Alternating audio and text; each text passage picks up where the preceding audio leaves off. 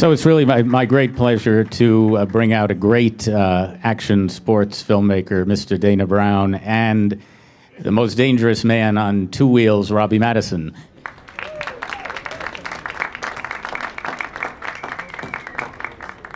Thank you. Well, Dana, let's just start by talking a little bit about sort of the origins of this movie, because we saw a little bit in the trailer there. I'm sure a lot of people know your dad, Bruce Brown's movies, the original On Any Sunday, and of course The Endless Summer, which is probably the movie's single most responsible for turning people on to surfing all over the world.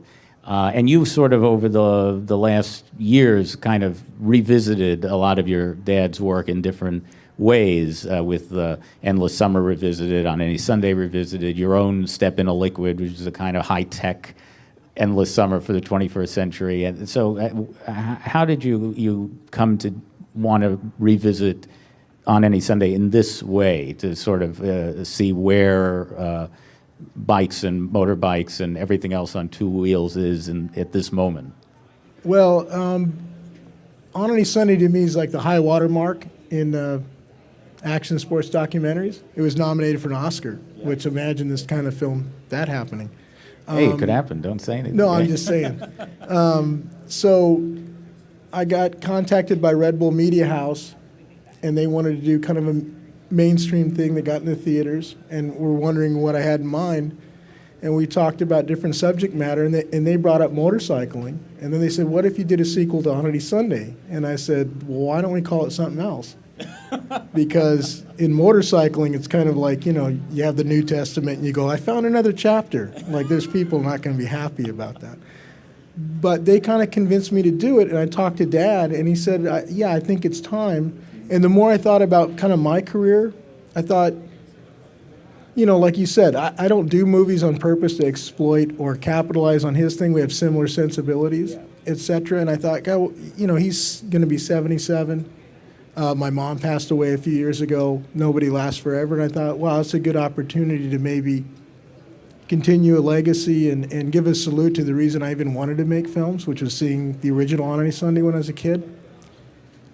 And here we are. And I knew the story. It's a great world. So, here we are. Well, I'm just wondering, when you set out, how much did you already know about, just how much the sport had changed in 40 plus years, technology-wise? I mean, it's amazing, some of the bikes in the movie and what people can do with them. And how much of that was a discovery process about, what the film would cover, who would be in the film, that sort of thing? Well, I'm a fan of motorcycling, and I follow it and I ride. But I didn't. The co-writer on the movie is a guy named Scott Russo, who was editor at Cycle News, and I brought him in just for him to describe to me not so much the different disciplines, but the different people in the disciplines. Right. So every segment could kind of show a little different shade of the color spectrum in this shared passion. And as I got into it, first of all, the talent of guys like this is unbelievable. And the cameras have gotten so much better. Everything's really just blown up in the ability, but the spirit of it remains. I mean, this sense of family, this shared passion, this thing that's passed on from generation to generation, like many shared passions. So I thought, well, this is pretty bitchin', because you have something that's going to look completely different, but at its heart, it's the heart beats the same. So it was a discovery. I kind of expected something, and I think in a lot of ways it exceeded kind of my wildest expectations. And Robbie, can you talk a little bit about how you became involved? Did you already know Dana, or did he look you up and sort of pitch it to you? Well, it just kind of it happened authentically, and I think that was what the beauty of it was, because nothing was forced. And it's one thing that I'm about with my jumps is like I'm happy to put my life on the line, but it's got to mean something, and it's got to have I have to be connected to it, not only my heart, soul, my whole being. It's my life on the line. So I was actually already working on a project with Skull Candy, and when Rebel Media House came to us and said we're doing another On Any Sunday film, I was like, yeah, and we want you to be involved. I was like, yeah, let's do this. So I knew of Dana. I'm a fan of his father's work, and the original On Any Sunday is obviously a cult classic in motorcycling, and it makes you want to go ride your motorcycle. It doesn't matter how you ride a motorcycle, whether you just ride around on your little brother's pit bike, it makes you want to do that. It's like no matter how you ride bikes, I feel it doesn't matter what level you're at, it's always fun because it takes you out of the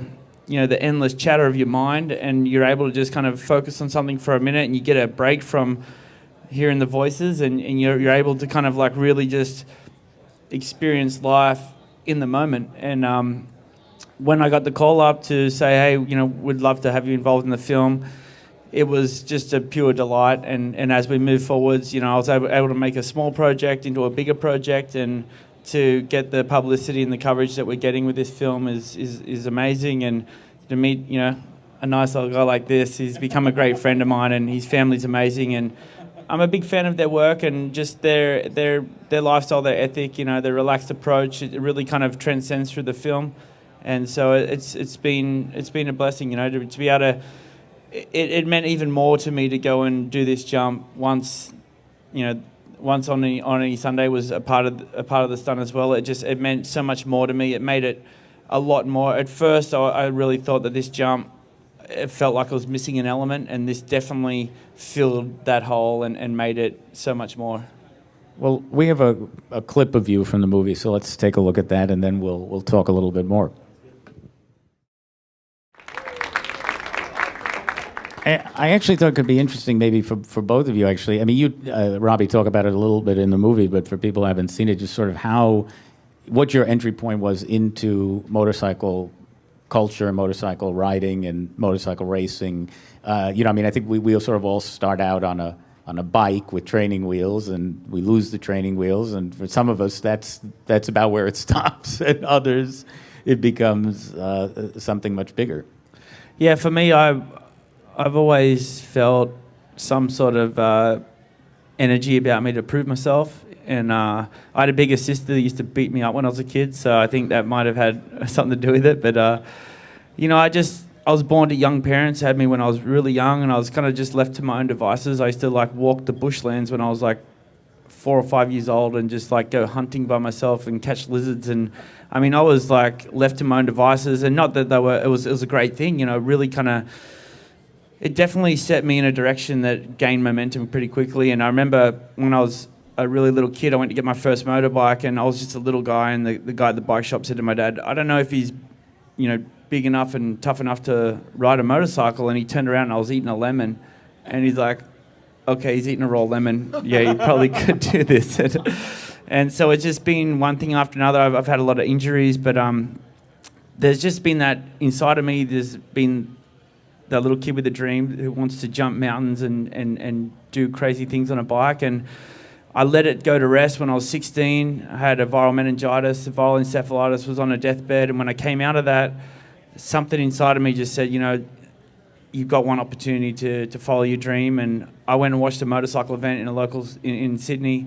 And there was some of my friends were in the show. And I was like, man, I got to get out there and try it because I know I'm better than these guys. And it really started off as a competition thing, but once I got past that, it's really become something it's part of my being. And that's why I say I do these for authentic reasons, because it's life and death. Like jumping off a 10-story building, it can go horribly wrong. And in the film, I jumped a length of a football field and dropped 20 stories. And one breath of wind or an oversight in a certain direction could take you down. And it's been. Motorcycles has consumed my life, and I mean, it started from the first injuries. Now it's a file at the hospital as big as my arm, and they definitely know me. and for me, like Robbie was talked about, in the original On Any Sunday, there was no real Evel Knievel was not profiled, etc. Somebody said, what about the stunt guys and the freestyle guys? And I went, that's good, but this is really about heart and soul and spirit. And then I met Robbie, and we talked before I decided to do it. And he's such a sweet guy, but he's kind of obviously a little bit bananas. and I was talking, and it's like, I've ridden forever, but I don't understand what motivates you to go, oh, there's a building, this would be fun. We'll figure out if I can drop off of it, Why on earth would you do that? And I asked him, I said, is this something you acquired? Because he has these long answers, and he goes, well, when I was 3, I was on a big wheel. He goes, and he pauses, he goes, oh, this was the first time I fractured my skull. The first time he fractured, it was at 3 years old. He just drove the big wheel off there's a gene that's so unique. So he's got all this spirit and soul, yet he wants to do this stuff that the rest of us just go like, you couldn't pay me enough money to try that. I don't care how many accolades you have, how much people slap you on the back. And I love that. And we've become really good friends. And it's like, I still don't understand it, but it's fun, but it's really fun to tell their story, his story. Well, one of the really charming things in your dad's movie was that Steve McQueen was in the film. We saw Steve McQueen riding BMX bikes on the weekend with a bunch of non-celebrities, just like a regular guy. And then, you have some celebrities in this film, like Mickey Rourke, who also just sort of blend in to the crowd. There's this kind of great democracy of bike riders. And I'm sort of curious because this film is so much more high-tech in many ways than your dad's films, and it's filmed all over the world in high definition with this incredible Dolby sound mix. So how important was it for you to kind of preserve that human element at the center of it, despite all these bigger bells and whistles? Well, I think that's the most important thing, because you can approach a project and go, look, we have all this technology available to us now, so we don't really have to try. We're just going to show people all these really cool things. And that's really not the case, because they can go spend the same $11 at the theater and see universes blow up and Matthew McConaughey do something, and, you're kind of up against it. So you have to find that story, and the fact that there's all these kind of stories and heart. And I think anybody, whether you give a crud about motorcycles or not, people identify with having a passion. Obviously a lot of people here have passions about computers and things, so it's, but this is just a little more visual. And to be able to capitalize on the 4K cameras, and to be able to capitalize on the partnership with Dolby doing this Atmos mix, and that's never existed for this type of film, where it was affordable to kind of make it seem like $100 million film when you don't have to spend $100 million, so. Well, talk a little bit about somebody that we're going to see in another clip, but before we see this, another one of the subjects in the film, Ashley Fiolic, and how you found her and sort of what makes her unique to this world. Well, Ashley's a multiple-time women's motocross champion, and she was born deaf.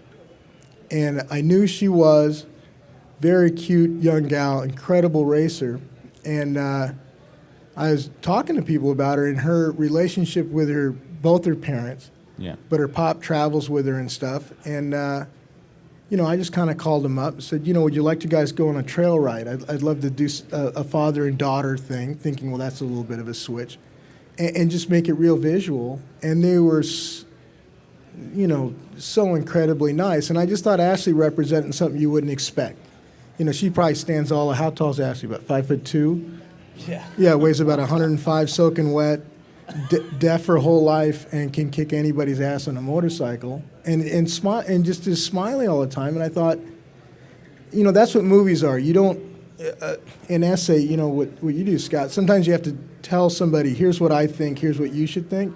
In a movie, you just go, here's kind of an unbelievable story, and I don't have to draw conclusions. I just point out the story, the love of a father and a daughter, the bonding over a motorcycle, and the fact she's overcome, this handicap without overcoming it. She's, it's just, so that's where Ashley came from. Yeah, so let's take a look at that clip. And she's cute.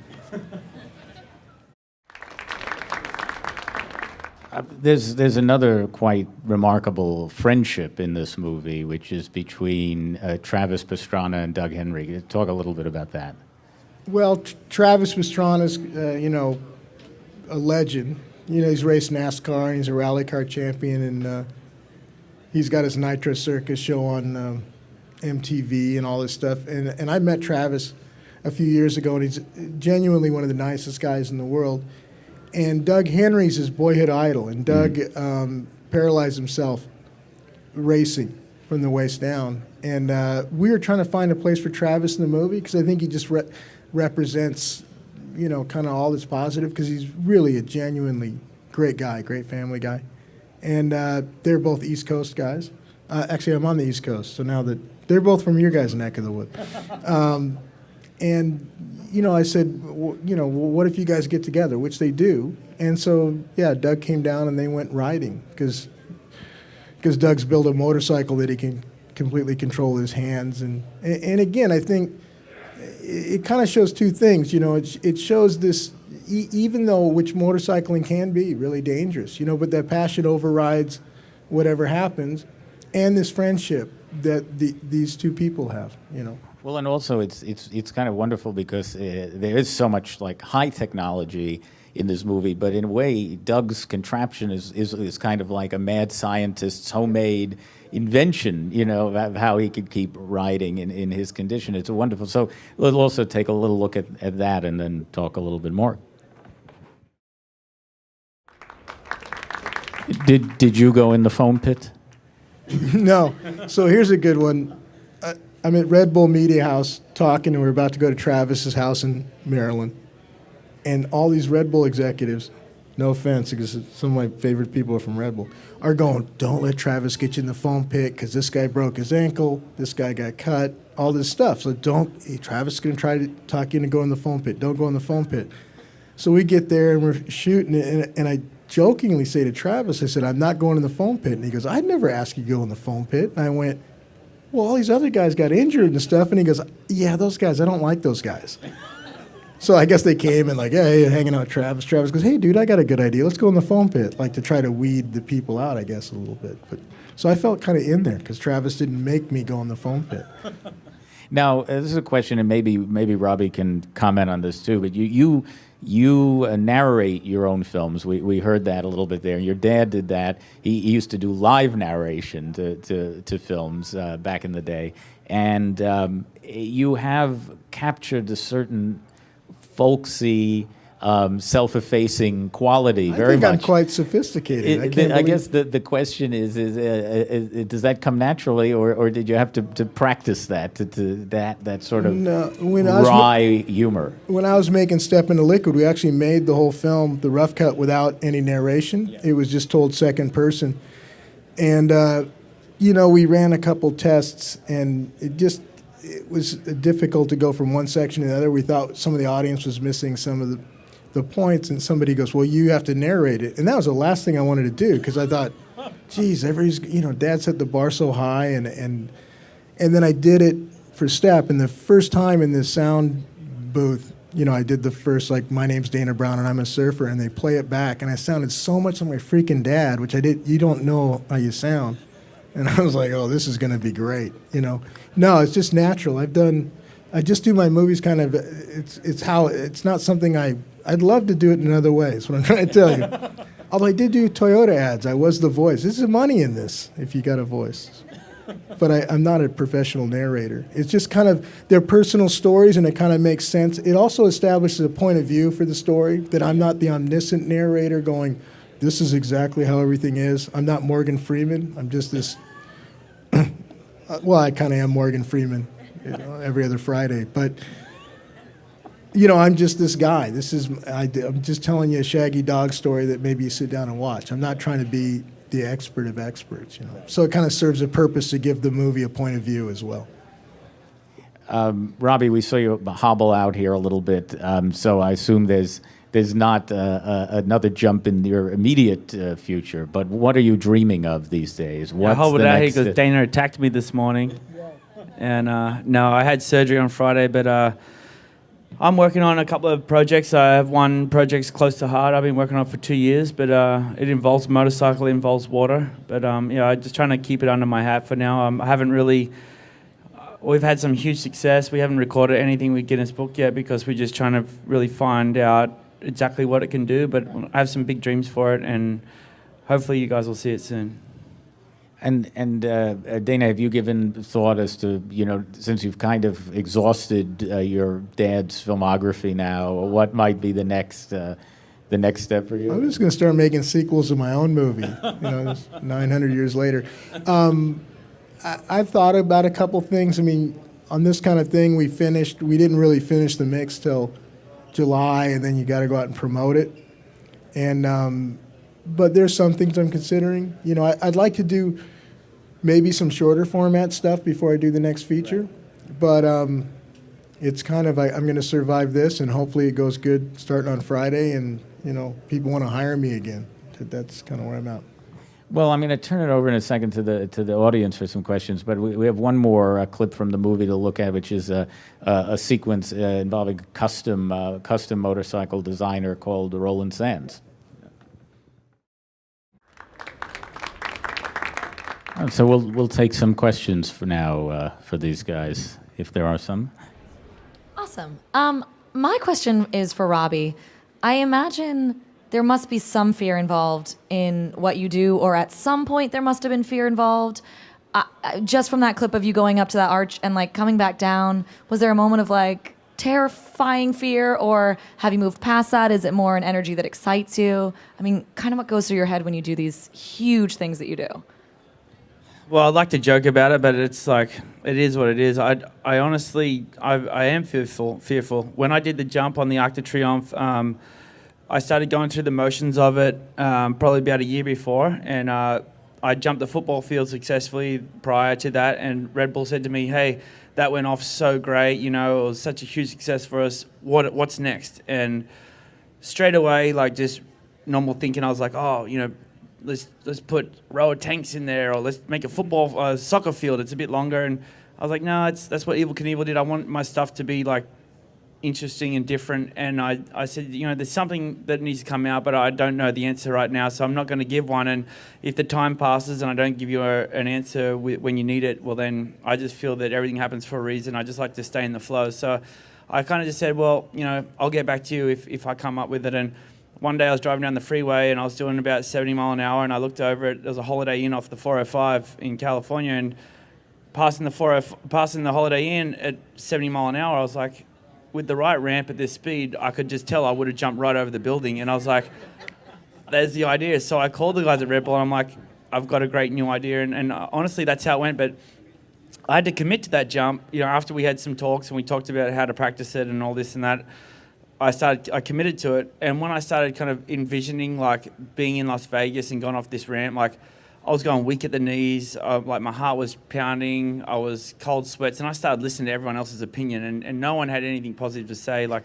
No one around me thought I was in my right mind, and even my trainer was like, man, I think you bit off more than you can chew, because I don't, and he's a professional guy, someone I look up to, is a legendary racer, and so I kind of really started questioning myself, and it sent me on a bit of a journey of finding out who I am and what I'm about, and it really made me commit to my heart and soul, and that's why I say I'm passionate about things, because I have to be to believe in it, and it's what I had to discover to be able to follow through with this. And literally, when I went to the practice setup, they had a 10-story building made out of scaffolding in the desert, and I walked to the top of it, and that was literally when I've heard the saying, you go weak at the knees, I literally went weak at the knees, dropped to my knees and threw up, and I was so fearful, I was in tears, I was shaking, and I didn't know if I wanted to go through with it, and I just felt like it was the biggest pressure in the world. And I just kind of thought, well, I'm in a hole, I got to dig my way out of this, and I just feel that everything happens for reasons, and I really truly believe in that. So I decided that I was going to do it, because it was a childhood dream of mine to be able to get a platform like this and be able to show the world something that what I do and what I'm passionate about. And I decided that if I was to kill myself during the process, well, then that was just how it was meant to go. So I just fully committed to it, and I was so terrified and fearful, but I just took each day as it came, and I did some soul searching, and I end up being able to. I end up just being able to be at peace with however it ended up, and it made me train my butt off, and I got really strong, and it was the best physical shape I've ever been in. And I kind of, on the night, I had this confidence about me that I knew I was going to make it, and there was nothing to really solidify that. I just felt it inside, and I think once you go to those depths and those extremes to commit to something, and it brings out this nature in you. And I've spoken with the Marines and the Special Forces guys and done some work with those, and they're like, that's exactly what we need to get out of our guys for them to go into battle and go to these extreme places. So we kind of was able to kind of understand a little bit more once I worked with those guys. And it's I'm fearful, and when I do these jumps, it's exactly why it has to make sense, because I have to commit to it, and it's really becomes a matter of life and death, and I'm cool with that. But yeah, at no means I'm not fearful, but there's a point where you can listen to the negativity or you listen to the positivity, and your mind always wants to throw at you the negative ways. And I feel no matter what venture you do in life, you know, even if it's going for a job opportunity or something that you really believe in, there's always a way of listening to the negativity and shortchanging yourself and walking away from an opportunity that you could have hung in there and maybe got through it. And so it became powerful for me. It became a prerequisite, and it allowed me to go and do the jump in Corinth Canal. It didn't quite get as much publicity, but it was way crazier, and it's allowed me to do a lot more things in my life just from this philosophy and what I've understood. And even the jump that we did on any Sunday, it was something that I'd never practiced for. I kind of opened my big mouth and said, yeah, I'll do it. And then like got to the morning, it's like, oh, what do I get myself into? And there's definitely fear going on. But when it comes to the point of going off the jump, I'm able to just turn that mindset off, turn that negative, like the chatter off, and just stay in the moment. And I really there's like a running order of things I pre-check, and one of them is Mother Nature, and I'd check the wind, and I'd kind of listen to the energy and all that crazy stuff, and it's I have a way of figuring it out. But yeah, I mean, it's not like I'm fearful or some Superman. I just have a way of figuring it out, and I've stayed committed to something that has been a childhood dream of mine, and able to do some stupid things that probably should have got killed doing them. How do you physically train, like to drop 20 stories or to fly across a football field? What are you doing in the gym?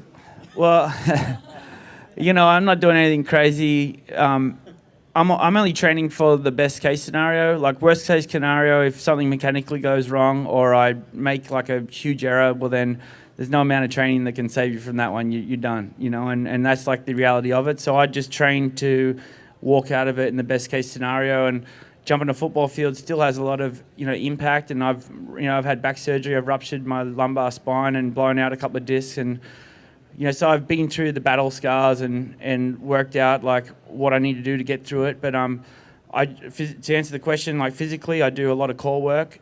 So I do pretty much at the end of my when I get to true fitness, I stand on the round Bosu balls, and I stand on them and do all my workouts standing on it. So it's like a lot of balance, it activates every single muscle.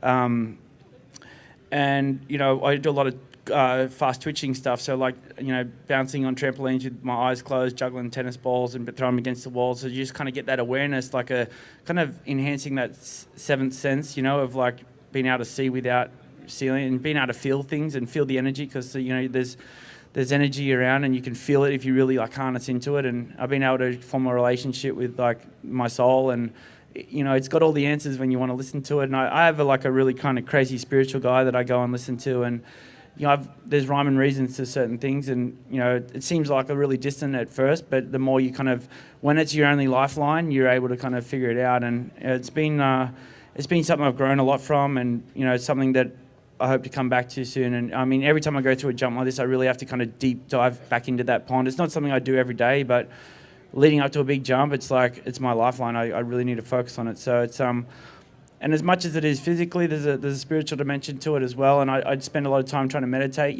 so I'd try and take like an hour a day to just turn the mind off and sit in silence. And it might sound wacky or weird, but it's hard to do, and an hour is a long time with no thought, but it really kind of brings a whole stillness about you, and it enhances your senses. You go from that to listen to the BS that people talk, and you can really decipher what's good and what's bad. So it helps me kind of stick to my path and stay on track. Is your passion driving motorcycles or doing stunts? My passion is living life. It's motorcycles for me is a paintbrush. And I feel like I'm an artist. But yeah, I love riding motorcycles. I love surfing. I love so many things, and it just happens that motorcycles are my avenue where I can earn money, and men's got to eat. So this question is for Dina. Obviously, your dad did the film, and now you've done it. Has he seen the film, and what did he think of it? Yeah, we sent him. He's in the executive. movie. Yeah, he's in the movie, and he's executive producer. So when we started, I kind of laid out what we had in mind. You never know until you do it. I thought Robbie was gonna be 6'4" and real handsome, and That's you. That's all you. yeah, that's me. You're right. No, so it becomes a journey. You find out Robbie's Robbie, so you want to show that story. So I showed him that, and we went and shot it, and we'd send him rough cuts. I shot we edited the film in Canada, and I'd send him rough cuts, but he didn't see the whole finished product till the international premiere at the San Sebastian Film Festival in Spain about a month ago. And he's stoked. Now he's like, he is the Hollywood premiere. He's going next week to Spain, to Santa Barbara to the local deal. He's like the biggest supporter of it. Which, you know, honestly, at the top of the list. Besides hoping the audience likes it, I mean, you want to make sure he's proud. So, yeah, as far as I know, he's on board. Robbie, Dana, I want to thank you so much. I want to encourage people to see Dana's other films, Step Into Liquid and the wonderful Dust to Glory about the Baja 100. And thanks. And on any Sundays in theaters Friday, right? Yeah. Go see it. Just you can buy a ticket. You don't even got to go see it. Thanks for Thanks very everyone much. having the time to listen to us. Thank you. Thank you to Apple Soho.